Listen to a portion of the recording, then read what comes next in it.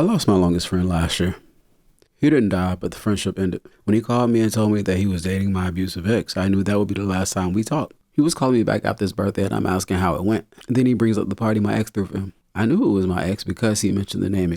And with his name being so unique, I knew that he hadn't met another.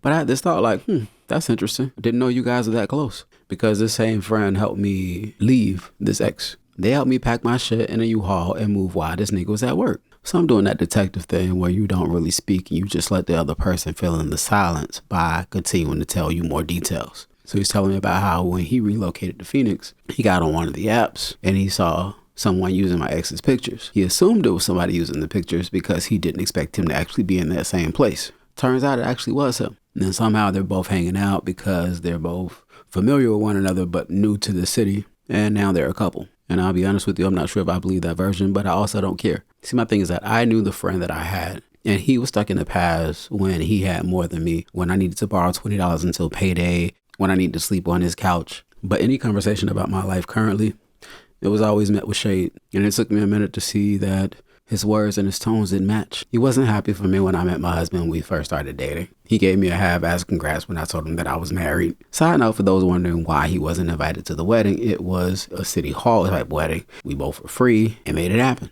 But when he would run his credit card scams, he tried to get me on board, but I never did. He had a lot of attractive things, but I also knew that I wasn't built for prison should he ever go down for it. And he eventually did. He did his time and he threw away his career. But I was there when he got out. In fact, he stayed with me for a minute, but I feel like he wanted my life. He had different cars, but when I got mine, he wanted one that same year, that same color. He'd mention things I had and say I was lucky. He ignored the fact that I worked for the things that I got. I even remember one time while he was staying with me, he started talking to this guy. He looked exactly like my husband. Sometimes it takes the other person to end it.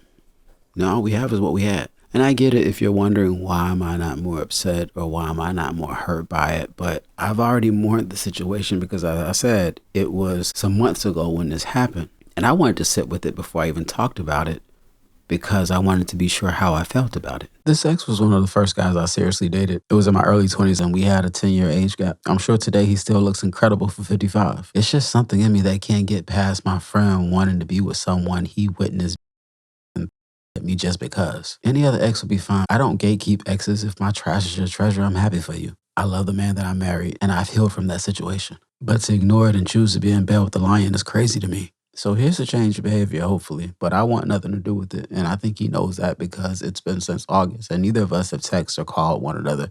And I'll never plan to. But the reality is that this was a friendship that I was holding on for much longer than what I needed to. We had already outgrown one another. Only thing they could talk about was the past. They'd always revert back to, remember when, nah, nigga, I remember it, but let's talk about something else. What you got going on? And for whatever reason, nothing they had going on until they started dating my ex that was abusive was interesting enough to bring up. So if that's the most interesting thing you have in 30 years of friendship, you can keep it. I'm good. Tell the truth, we ain't talk sense.